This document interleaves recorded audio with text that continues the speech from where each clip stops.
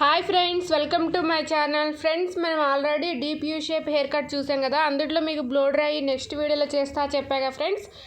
ఇక్కడ వచ్చి నేను హెయిర్ అనేది చాలా వెట్గా ఉంది. ఒక 80% వరకు మనం ఇలా డ్రై అనేది చేయాలి. డైరెక్ట్గా మనం తడితల మీద కూడా ఈ విధంగా డ్రై అనేది సెట్టింగ్ అనేది చేయకూడదు. ఈ విధంగా ఒక 80% వరకు మనం డ్రై అనేది చేసిన తర్వాత పూర్తిగా డ్రై చేయకూడదు.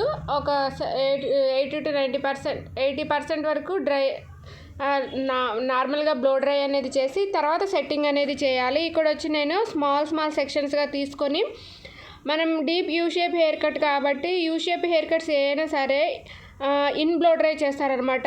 ఈ స్టెప్ లేయర్, ఫెదర్ ఇవన్నీ కూడా మనకి అవుట్ బ్లో డ్రై కూడా చేస్తారు. ఇక్కడ వచ్చి మనకి ఇన్ బ్లో డ్రై అనమాట. అది లోపలికి వస్తుంది సెట్టింగ్ అనేది. ఇక్కడ స్మాల్ సెక్షన్స్గా తీసుకోండి. ఈ విధంగా నేను సెట్టింగ్ కోమ్తో స్మాల్ సెట్టింగ్ కోమ్ అనేది తీసుకున్నాను. ఇక్కడ మీడియం సైజు, మరీ స్మాల్ కాదు, మీడియం సైజు.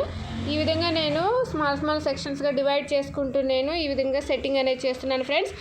డ్రయర్ అనేది మరీ హెయిర్ దగ్గరికి కాకుండా కొంచెం 1 ఇంచ్ గ్యాప్ అనేది ఉంచి మనం ఈ విధంగా సెట్టింగ్ అనేది చేసుకోవాలి.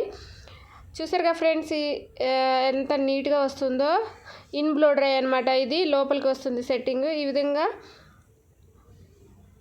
ఈ హెయిర్ సెట్టింగ్ బ్లో డ్రై అనేది కూడా మనకి చాలా ప్రాక్టీస్ అనేది ఉండాలి ఫ్రెండ్స్. ఈ విధంగా సెక్షన్ వైజ్గా మనం స్మాల్ సెక్షన్స్గా డివైడ్ చేసుకుంటూ బ్లో డ్రై చేయడం వల్ల చాలా నీట్గా వస్తుంది ఫ్రెండ్స్. ఏ హెయిర్ కట్కి అయినా సరే మనం స్మాల్ సెక్షన్స్గా డివైడ్ చేసుకుంటూ సెక్షన్ వైజ్గా బ్లో డ్రై చేస్తే చాలా నీట్గా వస్తుంది.